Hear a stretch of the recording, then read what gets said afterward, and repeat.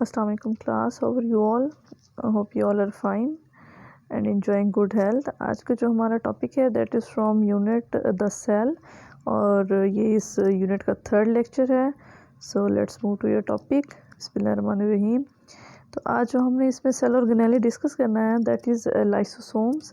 ठीक है, लाइसोसोम्स की सबसे पहले आप डिस्कवरी देखें कि ये firstly isolated as separate component by de Duve in 1949 में इसको डिस्कवर किया गया. और इसका जो नेम है वो इसकी इंजाइमेटिक प्रॉपर्टी को शो करता है. कौन सी प्रॉपर्टी? लाइसो का मतलब होता है डिज़ोल्व करना, सोमा का मतलब होता है बॉडी, यानी कि कोई भी चीज़ जो लाइसोसोम के अंदर एंटर हो जाए तो लाइसोसोम क्या कर देते हैं, उसको डाइजेस्ट कर देते हैं या उसको डिज़ोल्व कर देते हैं.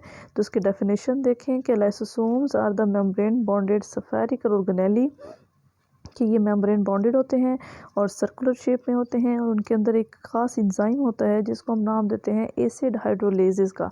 ठीक है, सो द इम्पॉर्टेंट इंजाइम इसके अलावा कौन कौन से इसमें होते हैं? हाइड्रोलेसिस हैं, प्रोटीएसिस हैं, लाइपेसिस हैं और एसिड फॉस्फेटेसिस हैं.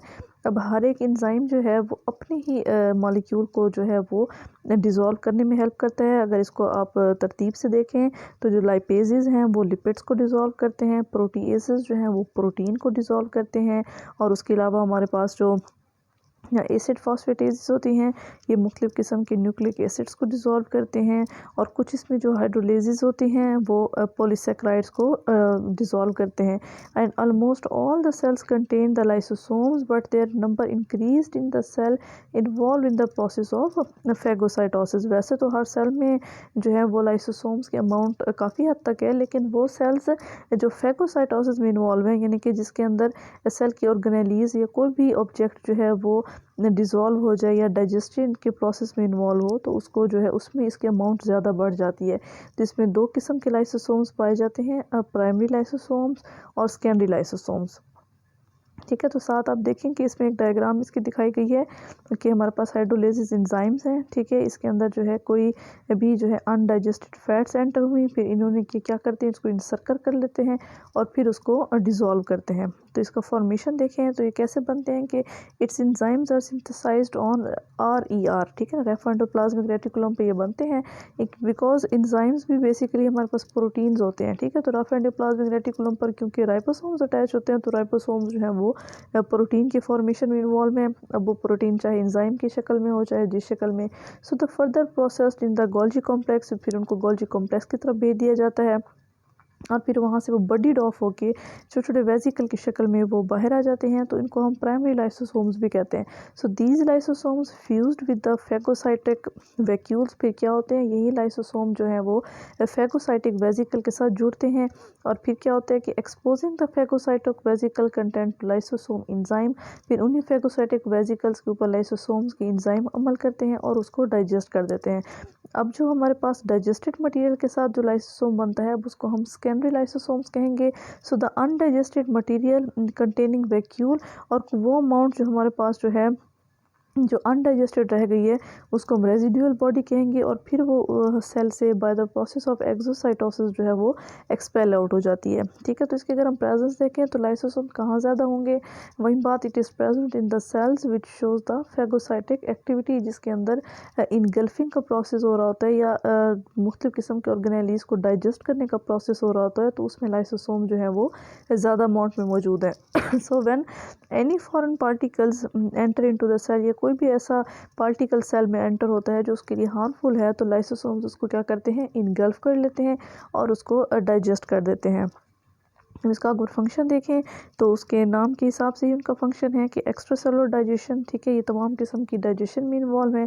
फेगोसाइटोसिस, फेगोसाइटोसिस कहते हैं कोई भी फॉरेन ऑब्जेक्ट जो सेल में एंटर होगा या लाइसोसोम्स फौरी तौर पे क्या कर लेंगे, उसको अपने अंदर इनगल्फ कर लेते हैं और उसको छोटे छोटे पीसेस में डिवाइड कर देते हैं. इंट्रा सेलुलर डाइजेशन देखें कि जब वही पार्टिकल जो है वो लाइसोसोम्स के अंदर एंटर होता है तो लाइसोसोम्स की एंजाइम्स पे अमल करते हैं और उसको डाइजेस्ट कर देते हैं. डीजनरेशन ऑफ सेल देखें कि कुछ इन सेल्स की डीजनरेशन में भी इन्वॉल्व है, जैसा कि आप देखें कि मेटामॉर्फोसिस. ठीक है, मेटामॉर्फोसिस एक ऐसा प्रोसेस होता है जिसमें जो फ्रॉग है वो अपनी जो है लार्वा स्टेज से अडल्ट स्टेज में जाता है, तो उसके कुछ ऑर्गन्स को क्या करना पड़ता है, ख़त्म करना पड़ता है, डीजनरेट करना पड़ता है, तो ये उसमें इन्वॉल्व है। उसके अलावा ऑटोफेगी कि ऐसा प्रोसेस जिसमें अगर सेल के वो मटेरियल जो अब ओल्ड हो चुके हैं या अनवांटेड हो चुके हैं, तो सेल क्या करता है, अपने ही ऑर्गेनेलीज को इनगल्फ कर देता है। तो इसको अमल को हम नाम देते हैं ऑटोफेगी का।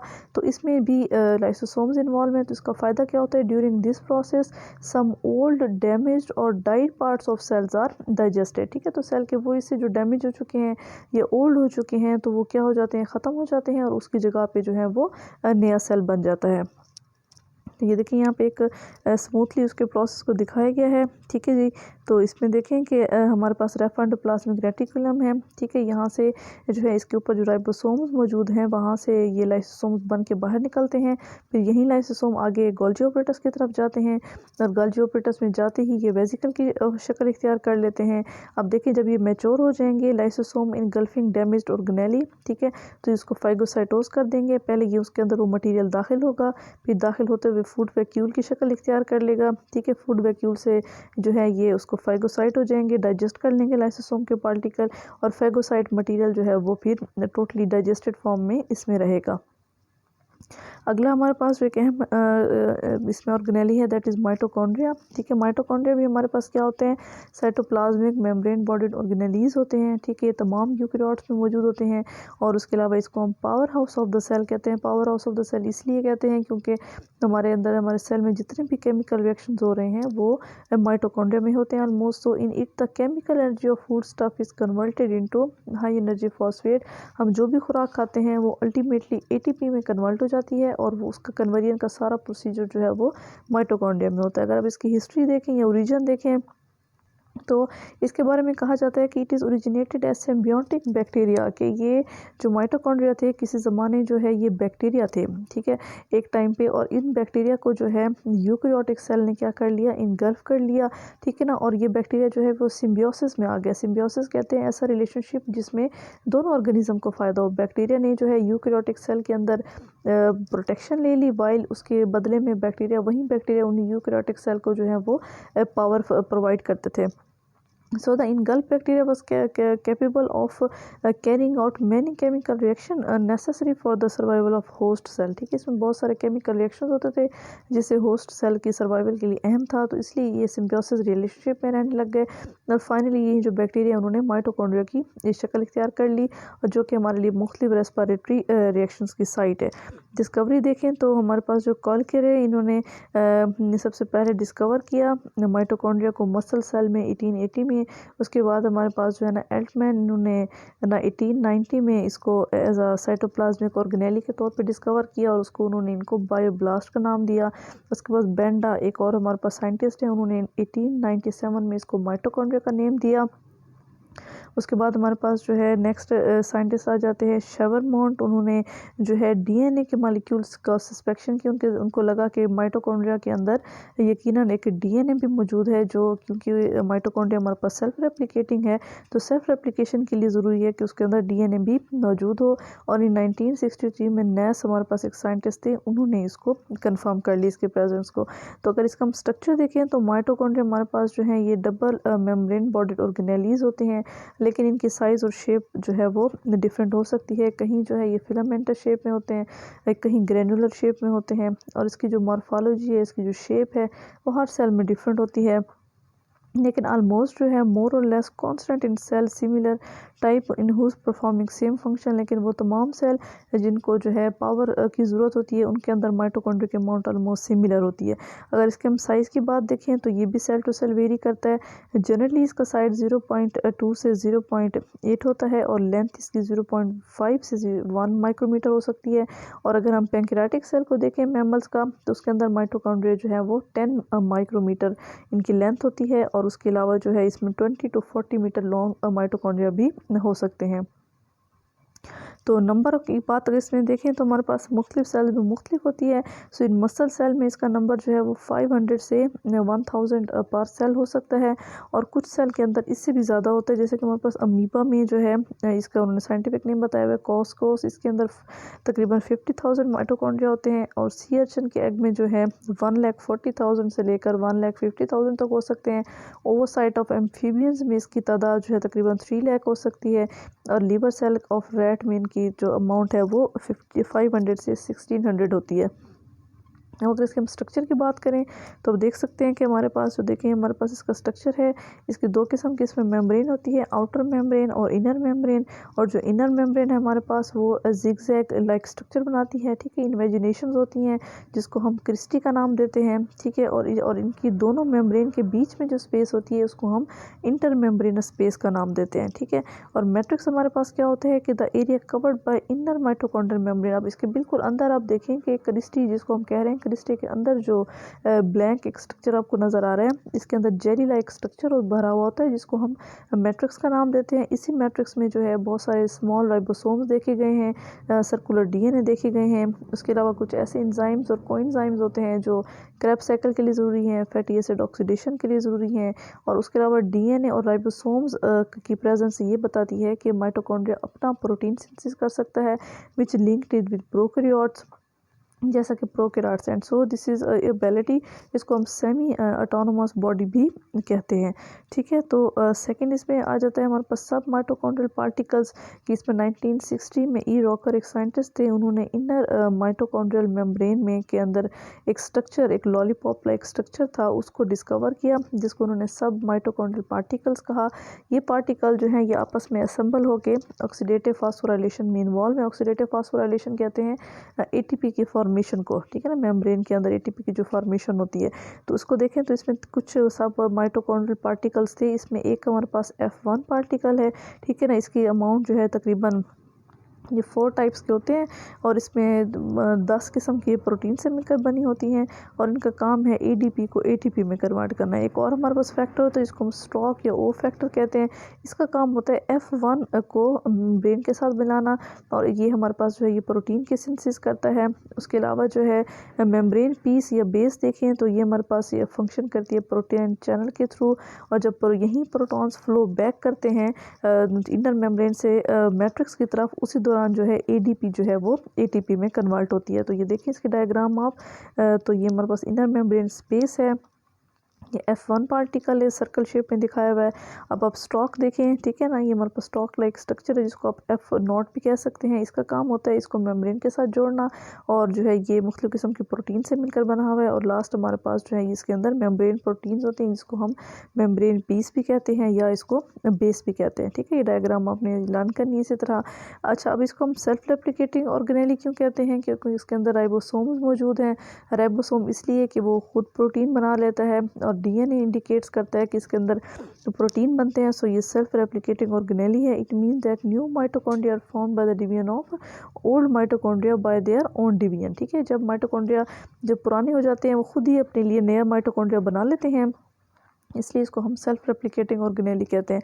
फंक्शन अगर हम देखें तो एक तो ये साइट है for the oxidative reduction reaction के लिए, ठीक है। तमाम किस्म के रिएक्शन इसमें हो रहे होते हैं। उसके अलावा ड्यूरिंग मेटाबॉलिज्म जो एनर्जी रिलीज़ होती है हमारी ऑर्गेनिक फूड से, और फिर ये हाई एनर्जी मॉलिक्यूल एटीपी में कन्वर्ट हो जाता है।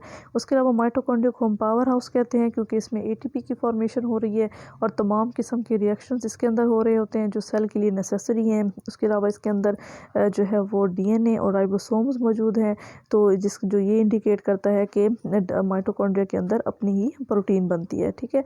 तो नेक्स्ट इसके अंदर एक हमारे पास ऑर्गेनेली है वेरी इंपॉर्टेंट, जिसको हम कहते हैं साइटोस्केलेटन, ठीक है। जैसे कि ह्यूमन के अंदर स्केलेटन होता है, हमारे अंदर हमारा स्केलेटन है, उसने हमारे जो है वो बॉडी को मेंटेन रखा हुआ है। वैसे ही सेल का भी स्केलेटन होता है जिसको हम साइटोस्केलेटन कहते हैं, ठीक है। तो इसमें देखें कि साइटोप्लाज्म के अंदर सेल के ऑर्गेनेलीज के अलावा एक ख़ास ऑर्गेनाइज्ड कॉम्प्लेक्स और फ्लेक्सिबल नेटवर्क लाइक स्ट्रक्चर होता है जिसको हम साइटोस्केलेटन कहते हैं। और ये लेटेस्ट होता है, लेटेस्ट कहते हैं, ये नेटवर्क जाली की तरह का स्ट्रक्चर होता है जो पूरे साइटोप्लाज्म में फैला होता है। इसके अगर हम केमिकल कंपोजिशन देखें तो ये मुख्तलिफ किस्म की कंट्रक्टाइल प्रोटीन से बना हुआ है, जैसे ट्यूबुलिन है, एक्टिन है, ट्रोपोनिन है, ट्रोपोमायोसिन है, तमाम के तमाम जो माइक्रोफिलामेंट ऑर्गेनेलीज होते हैं, जैसे सीलिया है, फ्लैजिला, बेसल बॉडी, सेंट्रोल, ये सारे के सारे माइक्रोट्यूब्यूल से बने होते हैं। तो इसका अगर हम स्ट्रक्चर देखें तो नंबर 1 हमारे पास है माइक्रोट्यूब्यूल।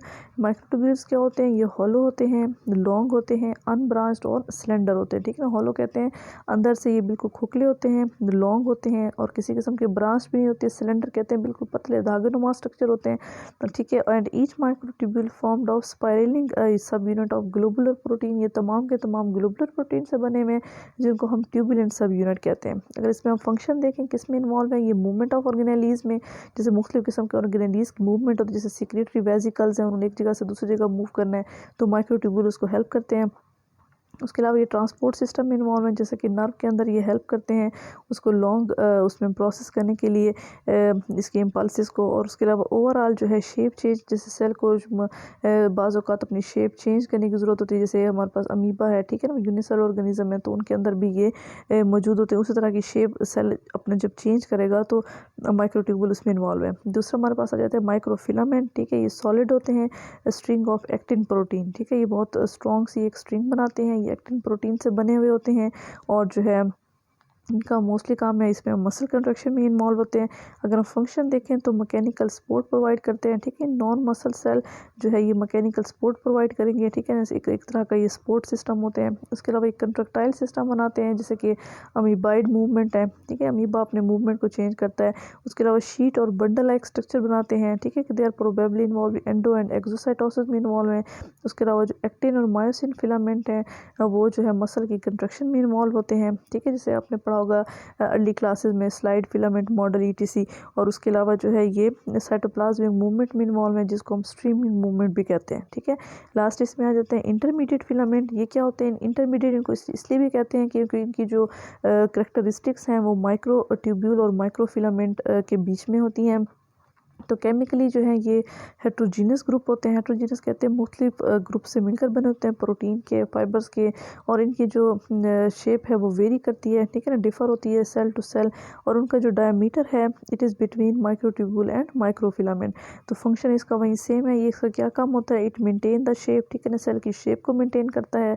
उसके अलावा स्पेशल ऑर्गेनाइजेशन, स्पेशल कहते हैं स्पेस पे रखना, मुख्तलिफ किस्म के ऑर्गेनेलीज को अपने पोजीशन पे रखना ताकि वो अपना फंक्शन मुख्तलिफ किस्म का जो है फंक्शन ईजिली परफॉर्म कर सकें। And promote the mechanical activities, ठीक है, मुख्तलिफ किस्म की मैकेनिकल एक्टिविटीज़ को भी ये प्रमोट करते हैं, ठीक है। तो ये देखें हमारे पास मुख्तलिफ इनकी शेप्स दिखाई हुई हैं डायग्राम के थ्रू। माइक्रोट्यूब्यूल्स देखें हमारे पास बनी हुई हैं, इंटरमीडिएट फिलामेंट बने हुए हैं, माइक्रोफिलामेंट बने हुए हैं, ठीक है। तो ये आपने इसके डायग्राम पे सच याद रखना है। तो इस साइड पे आप देखें कि ये एज अ होल ये सारे मिलकर जो है सेल के स्ट्रक्चर को मेंटेन करते हैं, ठीक है। अगर आप कंसीडर करेंगे, अगर हम साइटोस्केलेटन को बीच में से स्किप कर दें तो सेल के ऊपर और नीचे वाली मेम्ब्रेन क्या होंगी वो एक दूसरे से आके कोलाइड हो जाएंगी, ठीक है, और सेल का पूरा स्ट्रक्चर क्या हो जाएगा?